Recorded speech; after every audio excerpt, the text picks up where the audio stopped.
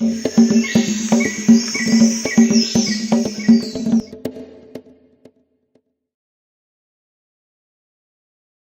we are Nursing 105 students from Montgomery College. My classmates and I are excited to share our experiences in the nursing program with you in order to prepare you when you enter the program. In the first day of your nursing program, you will receive a few papers, like that much, and you have to be finishing reading them until the next Monday. Next, you can find a very good friends, classmates that can help you with reviewing the objectives, and you can study together and you can exchange the objectives. Your lectures are gonna be Monday, however there will be 4 hours. In order to prepare for that time, it's better to read the skin integrity chapter before the school starts, in order to prepare you how to prevent yourself from getting a pressure ulcer. So this is going to be your Bible for the first semester, and one chapter is approximately 50 pages. In order to keep up with the long readings, you have to drink a lot of coffee. So the coffee, water goes together. So you may know that coffee is a diuretic, so in order to drink a lot of coffee and not to be disturbed from your studying, after you pass your surgical asepsis and urinary catheter insertion simulation, I will suggest you to use the Foley urinary catheter so you don't have to be disturbed while you're studying. When you're in nursing school, you really need to find time to relax. This is how I should relax.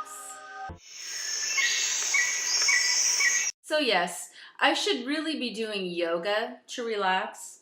However, in reality, this is my form of relaxation. For some reason, it really, seems to help my endorphins or something. I'm not really sure what it is. It's not very healthy though. And I really advise against it. No, not very constructive. And I'm a nursing student at Montgomery College. This has been my first semester and I can't believe that I actually made it through. So there are some things that I want to try to convey to you that have helped me get through the semester, or things, actually I should say, things that I've learned through doing the wrong thing. So let's get started. I'm going to come over here to my desk in my wonderful office that I've set up, and I'm going to show you that the appropriate way to study. Oftentimes we find ourselves not really planning ahead. And so I'm offering this suggestion that you need to start doing your study guides well ahead of time. I'm talking like the day before the lecture. That way you fully understand the lecture. But I am working and you can learn from my older adult lecture, and I'm reading. I've highlighted, and now I'm working on the study objectives. So this is what you should do to be successful. I'm not saying I do this, because I don't. But this is what you really need to do. Now I'm going to show you what I actually do, and then you can choose which is the better. This is what our mom really does.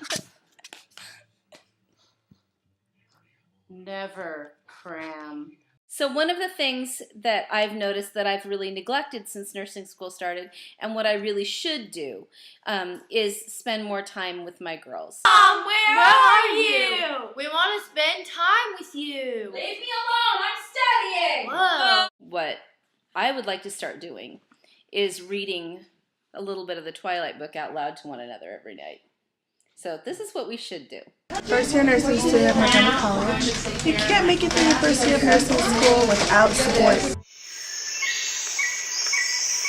So in order to manage your time and your academic studies better, you need to use the resources that are available to you, starting with the Sim Lab, this area here on the 3rd floor, and the Medical Learning Center.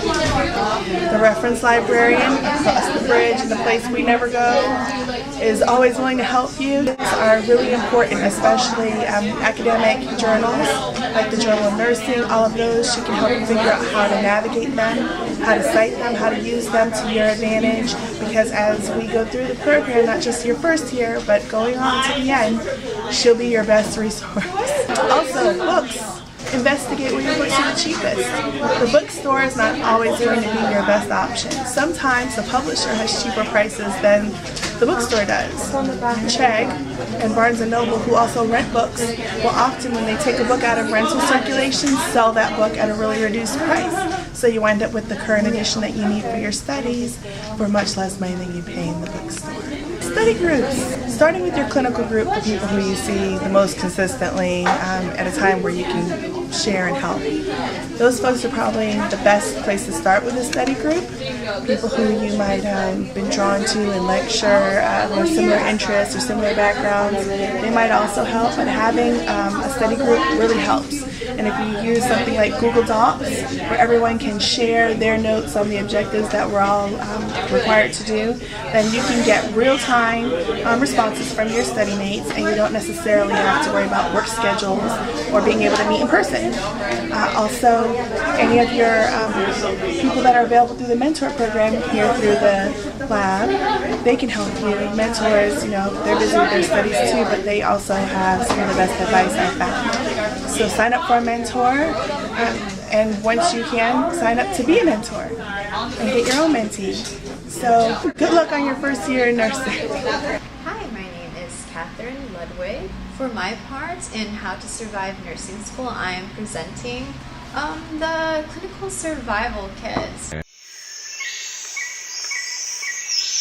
Pretty much they give you this bag that comes with a dressing change tray that will come in handy for practicing, Foley catheter kit, which will be perfect for practicing also, sterile gloves so you can practice how to put them on without contaminating the sterile field, gown in case you have trouble putting on your gown, a mask, basically stethoscope and blood pressure cuff.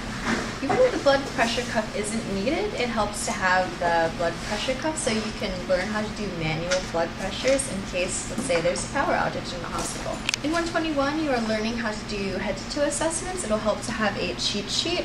Here's mine, so you don't have to remember everything you learned in 121. An SR form, so you can know what's going on with your patient, situation, background, assessment, and recommendation. This is the most useful book that 110 has to offer.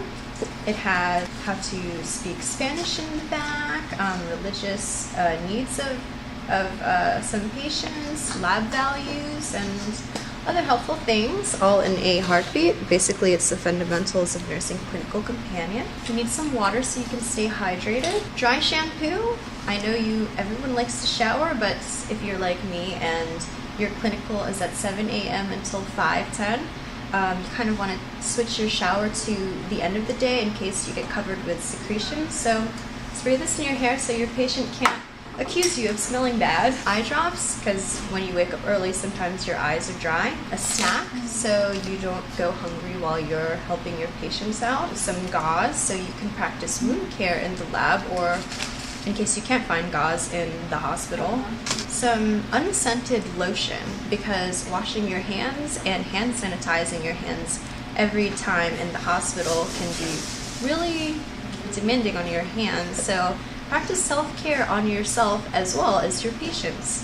You'll need some Advil in case you have a headache. You don't want to be crabby to your patients. And most importantly, if you have a early clinical like me, you don't want to look like you just rolled out of bed. So packing a makeup palette kind of helps. Mine has blush and bronzer and eyeshadow. Of course, if you don't wear makeup, it's not needed. And if you're a male, well, just be sure to wash your face and brush your teeth and put on clean clinical uniforms. Some gum. After you have lunch, you don't want your patient to smell what you had for lunch. And that concludes my clinical kit survival. I hope you will also come prepared to clinical just as I have. Good luck in nursing school. Thank you. It was stressful one semester, but we all did it. Now it's your turn. Good luck.